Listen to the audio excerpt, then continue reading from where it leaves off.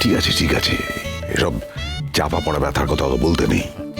আমি বরঞ্চ একটা প্ল্যান দিই। বলুন।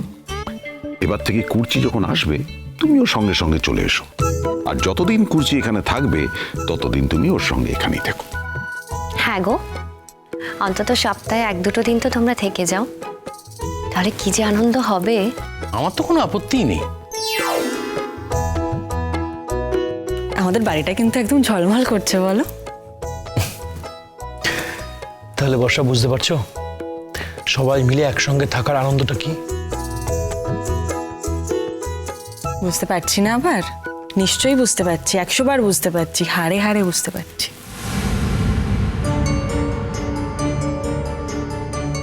হাড়ে হাড়ে বুঝতে পারছো মানে? এই রে, ভুল বলে ফেললাম না? আমার না এই সমস্যা জানো তো, মানে আমার শব্দের প্লেসমেন্টে সমস্যা। তাহলে এখানে কি হবে গো? হাড়ে হাড়ে বুঝতে পারি মানে খারাপ অর্থে বলা হয়। আচ্ছা, তাহলে মর্মে মর্মে বুঝতে পারছি? না, এটাও ঠিক নয়। তুমি পরিষ্কার করে বলো যে প্রত্যেকটা দিন নতুন হয়।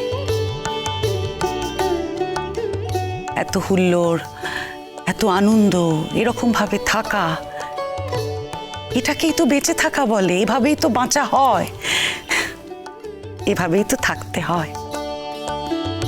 ঠিক বলেছ, দেখেছো আমি না ঠিকঠাক শব্দ ব্যবহার করে কথাই বলতে পারি না।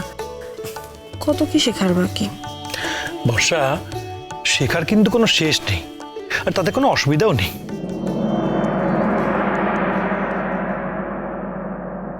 কিন্তু আমার ছেলেটা যেরকম মুখ ভার করে বসে আছে, তার কি হবে? এরকম মুখ ভার করে বসে থাকলে তো আমার আর ভাল লাগে না। ঠিক আছে, আমি যাই। আমি চলে গেলে হয়তো একটুখানি ফ্রিলি সকলের সঙ্গে কথা বলতে পারবে। মা, এভাবে ডিফেন্স নিও না। I know offence is the best defence. তুমি এইভাবে আমাকে অ্যাটাক করছো। তুমি খুব ভালো করে জানো তুমি আমাকে কি কি বলেছো, আমার সাথে কি কি করেছো। কি বলো তো মা, পৃথিবীর সব লোকও যদি আমাকে ভুল বুঝতো না, আমার কিছু যায় আসতো না, কিন্তু তুমি আমাকে ভুল বুঝেছো। আমায় বুঝতে চাওনি। তুমি কি বলেছো না বলেছো হয়তো তোমার মনে নেই বা মনে আছে। আমি কিন্তু কিচ্ছু ভুলিনি, আমার সব মনে আছে, কিচ্ছু ভুলিনি মা।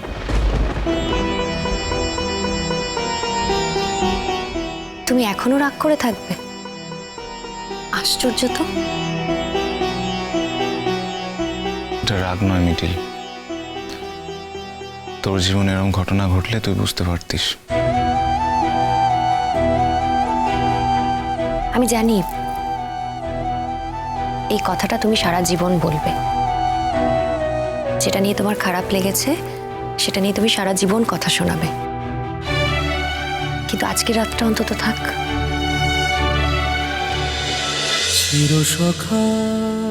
চিরসখা সোম থেকে রবি প্রতিদিন রাত 9টায় স্টার জলসায় ও জিও হটস্টারে।